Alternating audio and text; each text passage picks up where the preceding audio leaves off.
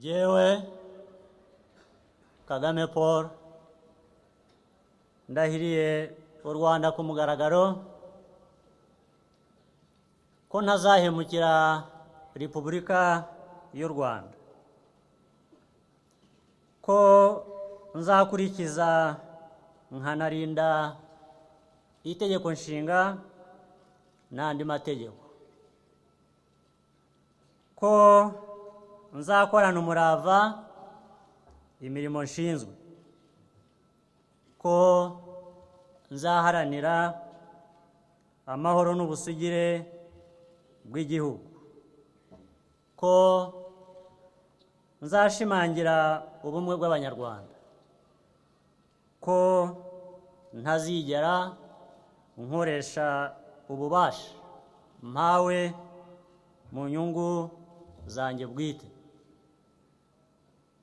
ko nzaharanira ibyagirira Abanyarwanda bose akamaro, nintatira iyi ndahiro nzabihanirwe n'amategeko. Imana ibimfashemo.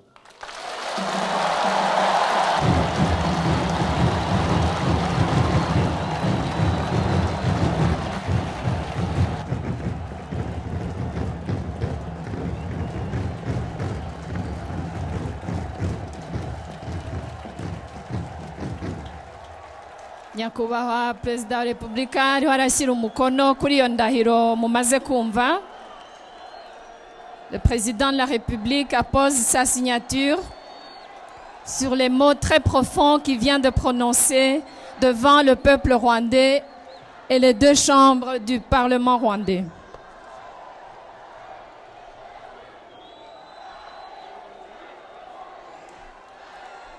Nyakubahwa, please be seated.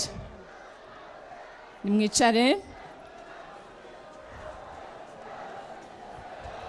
Nyakubahwa Perezida wa Repubulika rero agiye kwakira ibirango by'igihugu, itegeko nshinga, ibendera ry'igihugu n'ikirango.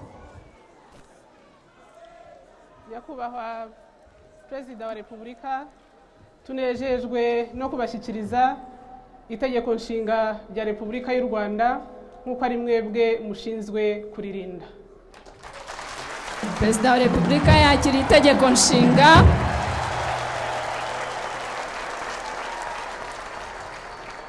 Itegeko rikuru risumba amategeko yose yo muri iki gihugu.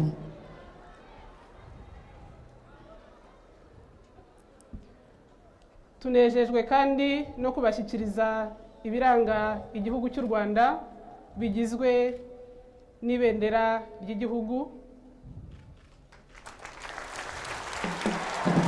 Nyakubahwa Perezida wa Repubulika yakiriye ibendera ry'igihugu rikubiyemo amabara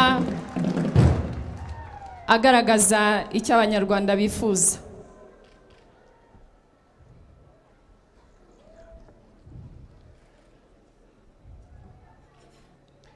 Tubahaye kandi n'ikirango cya Repubulika.